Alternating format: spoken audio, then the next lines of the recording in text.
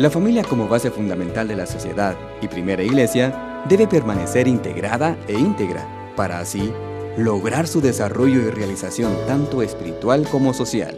Para ello, los esposos Francisco Zamora y Violeta de Zamora nos guían hacia soluciones en torno a la problemática actual de la familia. Una guía bajo la perspectiva del magisterio de la Iglesia y las líneas de acción de la pastoral familiar. Una contribución para crear una nueva cultura cristiana de la vida y la familia. La familia Santuario de la Vida. Jesús, María y José, en vosotros contemplamos el esplendor del verdadero amor. A vosotros, confiados nos dirigimos, Santa Familia de Nazaret. Haz también de nuestras familias lugar de comunión y cenáculo de oración, auténticas escuelas del Evangelio y pequeñas iglesias domésticas. Santa Familia de Nazaret, que nunca más haya en las familias episodios de violencia, de cerrazón y división. Que quien haya sido herido o escandalizado sea pronto consolado y curado. Santa Familia de Nazaret, haz tomar conciencia a todos del carácter sagrado e inviolable de la familia, de su belleza en el proyecto original de Dios. Jesús, María y José, escuchad, acoged nuestra súplica. Amén.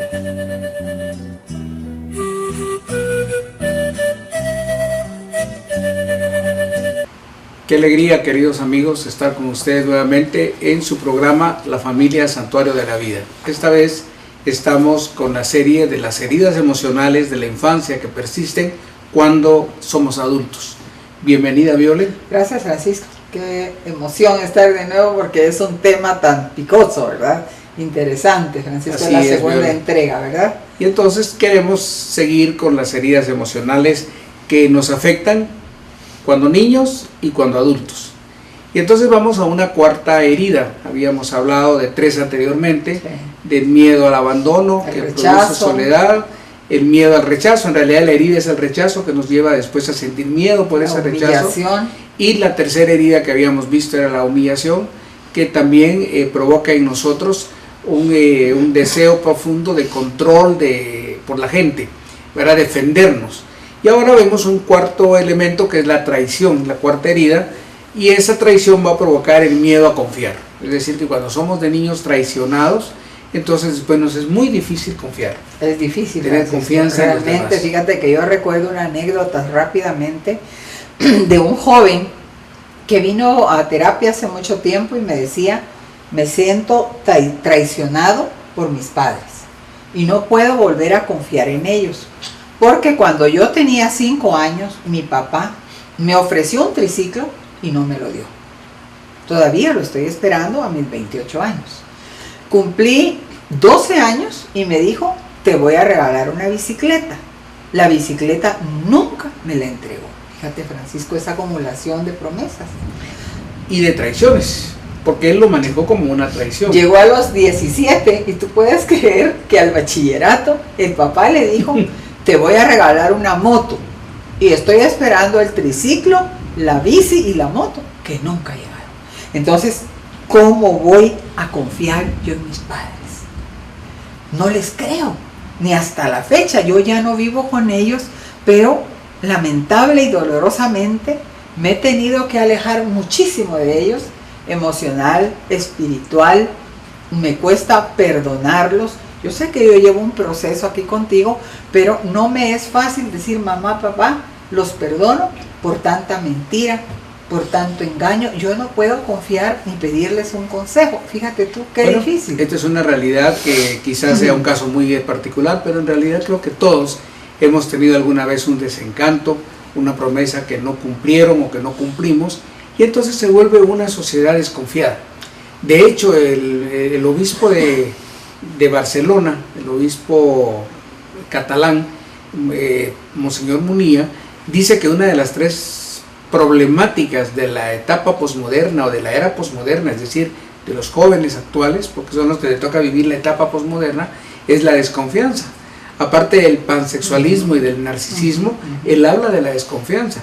No es raro entonces imaginarnos que esa desconfianza surge de un mundo que los ha traicionado, sí, de una sociedad que los traiciona, de una campaña política que nos traiciona a todos, de promesas en el púlpito que nos traiciona a todos, de promesas que nos hacen los padres, como el ejemplo que tú ponías, que nos traiciona, de promesas en la escuela, de promesas de las instituciones, y todo al final resultaba que era una mentira o simplemente era una campaña política. Así es.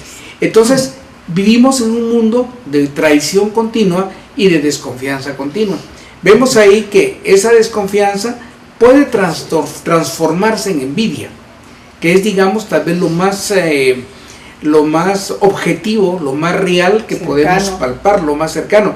Y ustedes ven ahí una balanza, y los que no nos ven, hay una balanza donde hemos puesto en la vasija roja, pesa más pero la roja es justamente todo lo que va a provocar lo normal, pero cuando vemos en la vasija azul, ahí hay una serie de emociones negativas. Está el desánimo, está la ira, la frustración, la ansiedad, el miedo, el estrés, la desconfianza. Bueno, toda esa vasija es la que muchas veces se pone en marcha cuando traicionamos a alguien o cuando nosotros nos sentimos traicionados.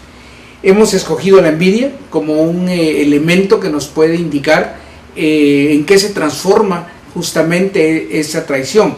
Ahí estamos tomando del Nuevo Catecismo Católico, en el número 2539, lo que nos dice el Catecismo sobre la envidia.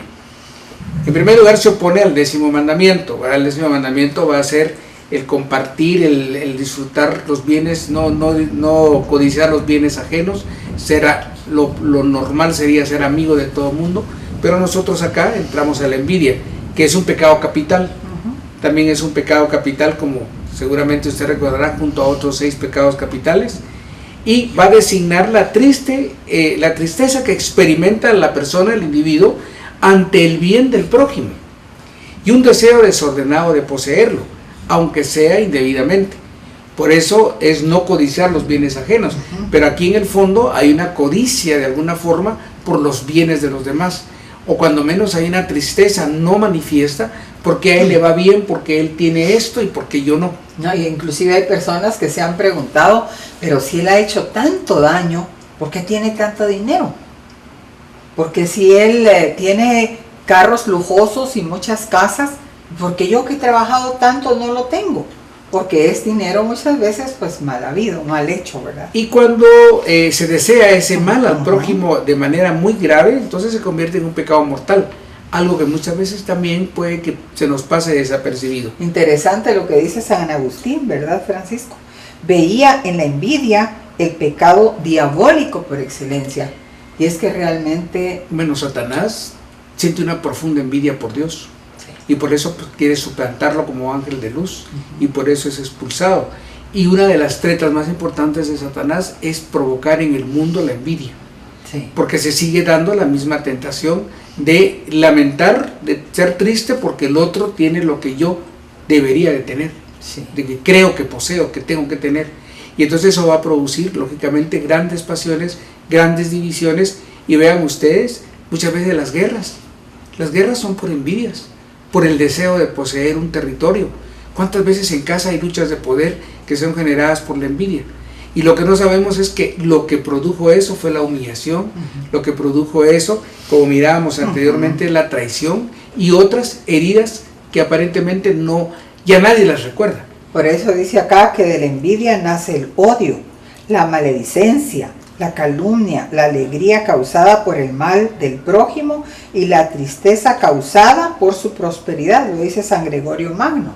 Es interesante todo lo que viene de esta herida, Francisco. Es interesante cómo estamos los seres humanos hoy en día. Inclusive aquí en nuestro país, en Guatemala, vemos cómo esto avanza, cómo la envidia avanza. Si no, miremos hasta arriba, hacia arriba, cómo está la situación y la sociedad guatemalteca. En el Antiguo Testamento, Adán es envidiado por su hermano.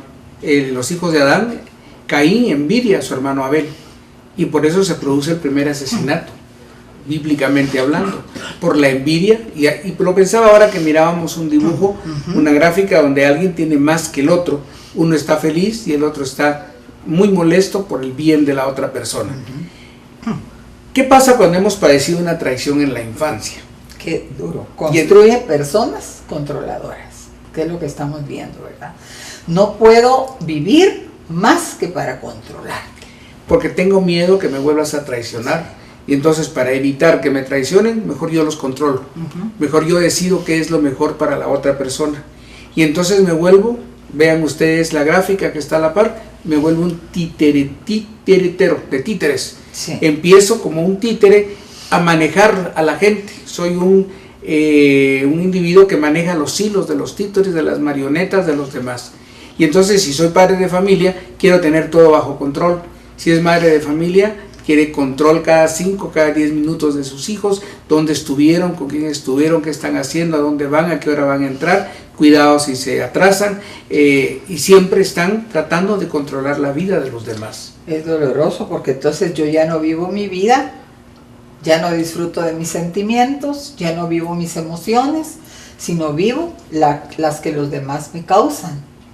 No puedo estar quieta, no puedo estar sosegada. Lo que insistimos mucho aquí a los papás, que ya suelten a sus hijos, que ya dejen de hacer 40 llamadas en la noche para saber si ya vienen, si ya llegaron, con quién están, que no mientan porque no deben de mentir, porque amenazas y amenazas. Y que dicen los papás, Francisco, es que no podemos soltarlos, es que les puede pasar algo peligroso en la noche y en la calle.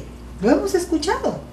¿Y por qué razón? Entonces podemos ver ahora cuál es el origen de esta situación, del control, ¿verdad? Y entonces lo que dice acá, estas personas suelen confirmar sus errores por su forma de actuar. Es muy fácil cuando uno le pregunta a los otros que viven con él cómo es la forma de actuar de ese padre, de esa madre, de ese tío, de ese abuelo o ese hijo, porque también hay hijos controladores.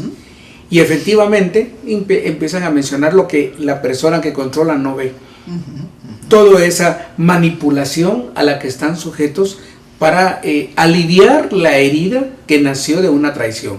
Esto es importante y por supuesto habrá que trabajar esta herida emocional de la traición con la paciencia, que es una virtud, es lo contrario al pecado capital, la tolerancia, que es otra capacidad que tenemos que tener, otra virtud, y saber vivir. Me encanta en los grupos de autoayuda, hay una frase que aparece en todas las oficinas de los grupos de autoayuda, AA, sean Alcohólicos Anónimos, Neuróticos Anónimos, etc.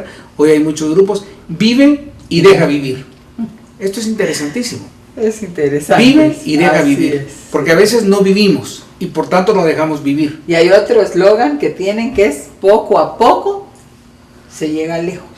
Poco a poco, como dice, ten paciencia, ten tolerancia. Entonces, este es el trabajo que hay que hacer, aprender a estar solo, que ya lo vimos en alguna otra de las heridas, y aprender a delegar responsabilidades. Porque se imaginen ustedes estar queriendo controlar todos los eventos, es casi imposible. Hoy día, ni aún con la tecnología, podemos controlar todos los eventos. Por eso existe el trabajo en equipo. Y la familia es un equipo. Así es. Y los esposos tienen que apoyarse no en el control de los hijos, sino en la educación adecuada de los hijos. Y aquí es cuando insistimos en educarlos para la libertad, educarlos para que sepan tomar decisiones autónomas basadas en los principios y valores que les hemos dado. Es muy interesante cuando tú hablas de no controlar a los hijos, de aprender a delegar responsabilidades en los hijos a través de una amena y adecuada comunicación, sin imposición, sin gritos, sin maltrato, que es lo que vemos ahora, que no se pueden reunir padres e hijos a delegar responsabilidades, aún anotando en cuadernos sus responsabilidades. No se puede. No se puede porque los hijos, como tú hablabas del posmodernismo, hablabas inclusive de ese narcisismo, de esa indiferencia, de esa frialdad, de esa desconfianza, de esa falta de respeto. Los padres dicen, es que no criamos así a los hijos, irrespetuosos. ¿Por qué ellos son así? Pero miren, no nos damos cuenta a veces nosotros los padres que nosotros dañamos tremendamente a los hijos, y lo platicamos hoy en la mañana, Francisco, con nuestras experiencias de trabajo. ¿Por qué los padres son así? ¿Por qué no trabajan su autoestima? ¿Por qué no mejoran su comunicación los valores en sus hijos, porque me asustan los hijos y me super asustan los padres, porque no quieren asumir responsabilidad en delegar responsabilidades a sus hijos. Ellos lo llevan todo. Y ahora vemos que todo esto tiene un origen, que generalmente son las heridas emocionales que dijimos que las recibimos de niños, pero que tienen repercusiones cuando somos adultos. Así es, y por eso mira aquí, sentimos miedo de permitir que los demás sean como son y creemos que sabemos mejor que nadie lo que debe ocurrir y cómo debe comportarse la gente. Es como decirte a ti, no te conduzcas así, tú debes hacer esto, tú piensas es así. Hacer de la agenda a la persona. Sí. Y empezamos a dar consejos, sermones, moralizar, advertir, y nos volvemos realmente molestos para los otros. Sí. Esto es muy común en familia. Ya empezó mi mamá, ya empezó mi papá. Y entonces los jóvenes que nos están sintonizando saben de qué estoy hablando, porque ellos están viviendo continuamente ese control que muchas veces sobrepasa los controles normales, las normas normales, que por supuesto deben existir en cada hogar. Y hay mamás que son demasiado católicas, mis respetos para ellas, pero que moralizan demasiado, y todo es: te vas a ir al infierno si no haces las cosas como el Padre dijo. Te vas a ir al infierno si no estás leyendo la palabra del Señor. Dios te va a castigar. Sí, Dios te va a castigar porque no estás yendo a tu grupo. Yo quiero decirles a los papás que no todos los hijos nacen para participar en grupos o en comunidades de la parroquia, ¿verdad? No todos los hijos. Y ustedes ven a su derecha, hay un triángulo dramático. Para los que no lo ven, es un triángulo a la inversa, es un triángulo que tiene el vértice hacia abajo, invertido.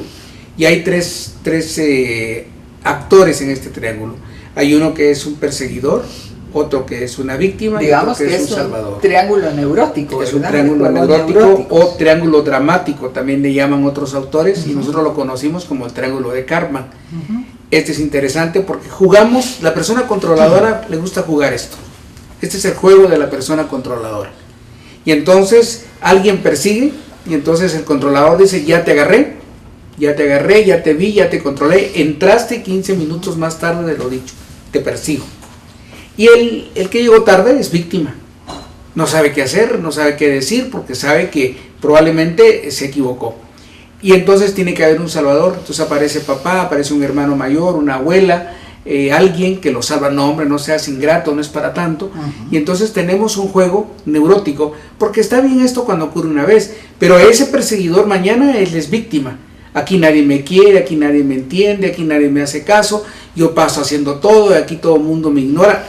Ya se volvió ese perseguidor de la noche anterior, hoy es víctima. Y resulta que el que era víctima ahora lo persigue y le empieza a acusar sus errores. O el que era salvador hoy es el perseguidor. Díganme si no jugamos esto a todo nivel, a nivel país. Somos víctimas todos los ciudadanos. ¿Quién es el perseguidor? Los ciudadanos. El perseguidor en este caso es la prensa, son los críticos, los que gobiernan, los que salvan puede ser que sea una agencia internacional, los malos es el gobierno, y jugamos un juego neurótico. Ahora en casa, ¿cómo jugamos eso? Es difícil, Francisco, más aún cuando nos ponemos a estudiar un poquito las posiciones existenciales dentro de lo que es el análisis transaccional de Eric Berne. También hablamos de la posición existencial, qué rol juega cada persona emocionalmente. Por ejemplo, yo estoy bien, los demás están bien. Yo estoy mal, los demás están mal. En otra ocasión podemos compartir esto a raíz del triángulo de Karpman, pero esto es para que vayamos estudiándonos un poquito nosotros como papás, ustedes como hijos, y que ya dejen de jugar el triángulo neurótico porque no es saludable. Acabas de decir la solución: no jugar, no engancharnos en el juego. Pero es muy difícil cuando uno está dentro de la vida diaria no jugar esto si vivimos en una familia neurótica cuyo origen ustedes ven es la traición, es la humillación, es el abandono, es el rechazo. Pero eso nadie lo ve. Lo que vemos son las consecuencias, y las consecuencias es la inseguridad, es el miedo, es la cólera, es la desconfianza, es la envidia, y al final se traduce en un juego neurótico, en un triángulo neurótico. Es muy duro, Francisco, porque lamentablemente todas las familias que yo conozco, con las que vengo trabajando desde hace más de 15 años hasta el momento, todas están en un juego neurótico y no quieren salirse, ¿verdad? Es el problema, no querernos salir. Entonces lo importante es no jugar, lo importante es decir, las cosas no tienen por qué llegar a que me persigas. Por ejemplo, si es la norma de la casa, está bien. La familia tiene derecho a tener una norma. Vamos a suponer la hora de hasta qué hora hay que dormir en esa casa, a qué hora todo el mundo duerme, descansa. Generalmente tienen que levantarse temprano. Entonces hay una norma, 10 de la noche todo el mundo a dormir. Esa es la norma. Pero no tengo por qué perseguir a mi hijo solo porque decidió estudiar media hora más porque quizá mañana tiene examen. Pero si empiezo a perseguirlo, entonces o la norma no está bien y hay que cambiarla, o algo hay que hacer para que ese hijo estudie en otro momento. A lo mejor no está estudiando cuando tiene que estudiar. O si realmente él tiene razón, habrá que cambiar la norma. Pero todo eso es fruto de un diálogo. Las normas deben ser humanas, hemos dicho, flexibles y en consenso, democráticas. Pero resulta que las normas las ponemos a veces los papás sin que los hijos participen. Sobre todo hablo de adolescentes y de adultos que viven en nuestra casa. Porque el niño, el pequeño, necesita un poquito más, quizá no saber de dónde viene la norma, cómo cumplirla. Pero entonces todo es flexible.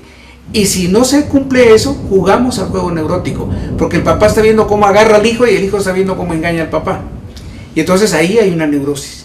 Y siempre va a haber alguien que salva, una abuela, un tercero, un hermano, un maestro, qué sé yo. Entonces, importante esto, no hay tiempo para prolongarlo, pero usted se imagina, como me estoy imaginando yo, cuántas heridas, Viole, venimos cargando desde niños.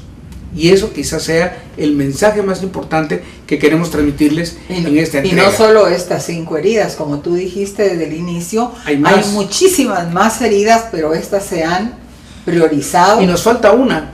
Nos falta lo que es la injusticia. Trabajemos la injusticia ya casi al finalizar nuestro programa de hoy, nuestra entrega. La injusticia como herida emocional se origina en un entorno en el que los cuidadores principales son fríos y autoritarios. Imagínate tú. ¿Qué tipo de cuidadores tuvimos? Si no fueron nuestros padres o fueron nuestros padres, ¿qué nos dieron, Francisco? ¿Cuál fue ese ambiente cálido, frío o tóxico el que nosotros recibimos? Fíjate tú qué interesante, fríos y autoritarios. En la infancia, una exigencia en demasía y que sobrepase los límites generará sentimientos de ineficacia y de inutilidad tanto en la niñez como en la edad adulta. Interesante. Bueno, vean ustedes los orígenes en los que se fragua la injusticia. Sí. Y la injusticia, lo que va a producir en la conducta de quien la ha padecido es la rigidez. Y hablo de una rigidez que no vaya más allá de una rigidez osteomuscular, motora, no, una rigidez psicológica, una rigidez emocional, que lleva incluso a otro problema. El rígido, que es aquel que no es negociable, que no está en el centro, sino o es frío o caliente, o en este caso es o muy, pero muy rígido y no permite ningún cambio, o es demasiado longánimo, demasiado benévolo, demasiado noble, como un demasiado aguado. Laissez-faire. Entonces, el laissez-faire deja ser, y el autoritario es el rígido, y el laissez-faire, el que deja ser, es lo contrario. ¿Y qué se necesita? Llegar a un término medio de un adulto que sabe dialogar, que sabe poner límites. Sin embargo, aquí vemos que esta rigidez lleva al perfeccionismo. Y ustedes ven ahí entonces un ciclo vicioso del perfeccionismo. El perfeccionismo, el miedo al fracaso o también al error. Entonces, las cosas tienen que ser exactas, perfectas. Se posponen o se proponen metas muy altas que no se logran hacer o se dejan de hacer. Vemos ahí también que hay culpabilidad y crítica excesiva en el perfeccionista. Y por supuesto termina con ansiedad y con desánimo. Disminuye su autoestima, aumenta el miedo al error y se siente cada vez más culpable. Y es un círculo del que nunca se sale. Es tremendamente complicado ser perfeccionista, porque provoca mucha desconfianza. Y no es perfeccionismo. Yo le digo a mis pacientes, es que mira, a mí me gusta todo perfecto. Discúlpeme, no hay perfección, hay excelencia. Si usted va a hacer algo, hágalo con excelencia. No me diga, es que yo soy perfeccionista y hasta me hacen la mano así. No hay perfeccionismo, hay excelencia. Sepámoslo, ¿verdad? Y entonces, al final, ahora presentamos una tabla donde están las 5 heridas emocionales con las que iniciamos esta entrega, esta doble entrega, y los aspectos a trabajar. Y en el caso de la injusticia, lo que hay que hacer es trabajar la desconfianza y la rigidez mental. ¿Cómo? Generando la mayor flexibilidad posible. Lo que decíamos, el que está en la rigidez tiene que volverse flexible y de esa manera empieza a confiar en los demás. Así es, Francisco, es importante llevar al niño a que ya de adulto aprenda a manejar su soledad, aprenda a aceptarse como es para no tener miedo de ser rechazado, que aprenda a no devolver la humillación, sino que fue humillado, pues perdono, me acepto como soy, a no traicionar a los demás ni al miedo, a tener miedo a los demás, sino a confiar en los demás y a trabajar lo que es la justicia. Y todos estos valores, ustedes ven que vemos algunos medios de solución, porque ustedes podrían decir, bueno, ya nos dieron el diagnóstico, ¿qué tenemos que hacer? Bueno, usted ve que mencionamos 6 posibles salidas. La primera, terapia psicológica, terapia emocional, que puede ser individual, si es solo a la persona, grupal, y muchas veces vemos que tiene que ser el grupo o la familia. O en pareja. ¿Verdad? Necesitamos trabajar terapia, y esto, de una vez digamos, no necesita terapia solo el que está loco, porque así se maneja en nuestro medio. Yo no necesito terapia, yo no estoy loco. No, una persona normal necesita terapia, necesita hablar con otro de su problema. Esto es fundamental. Además, hay que trabajar valores en la vida.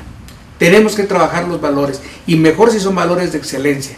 Servir a los demás, apoyar a los demás, un voluntariado, tantas cosas que pueden estar en el bien de los demás, va a curar a esta persona que tiene miedo, que tiene inseguridad, que vive en soledad. Encontrar el sentido a la vida. Le va a encontrar muchos no lo encuentran. Sentido a la vida. No saben quién son, no saben para dónde van, no tienen metas, no tienen clara su misión y su visión en la vida. Por lo tanto, Francisco, no encuentro el sentido de mi vida. Y por supuesto la sanación interior. Saber que Jesús, además de sanar el cuerpo, también sanaba el alma y sanaba el interior de los individuos. Y entonces la sanación de recuerdos, la sanación del pasado, la sanación de este pincho que yo hablaba, que no es más que la cadena de eventos traumáticos, empezar a dejar todo eso a través de la fuerza y el poder del Espíritu Santo. Una sana y plena espiritualidad en la vida, que no es más que vivir el Evangelio desde el propio estado, desde la propia vocación, que en este caso es de padre de familia, de hijo, de esposo, de esposa. Y al final, integralidad y búsqueda de la madurez. Si hay ese deseo de ser maduros, de querer buscar la verdad, tenemos que descubrir y aceptar que, bueno, hemos sido heridos y que tenemos que buscar ayuda, tenemos que buscar salidas. Así es. Si esto se entendiera, finalmente, queridas familias, no tendríamos tanta disfuncionalidad, no tendríamos tantos problemas en la terapia con nuestros pacientes, tendríamos una sociedad más sana, tendríamos el reino de Dios caminando en el mundo, como Jesús, que el reino ha llegado, arrepiéntanse y crean en el Evangelio. El reino hay que construirlo, pero desde estos medios, lo humano y lo cristiano, lo ministerial como familia. No podemos solo dar un solo elemento, tiene que ser integral. Creo que ese es el llamado para que podamos sanar cualquier herida emocional en nuestra niñez, pero que nos está afectando en la adultez, con un valor agregado lamentable. Los hijos y nietos que están saliendo de nuestras familias ya salen con ese programa también negativo. Así es, queremos darles gracias por su audiencia, por su presencia, por animarnos, por las llamadas que recibimos de que están orando por nosotros. Muchísimas gracias, síganlo haciendo y no duden en llamarnos, porque estamos para ayudarle en nuestra clínica privada, estamos al servicio de ustedes. Que Dios bendiga sus vidas y gracias por estar siempre con nosotros. Hasta la próxima.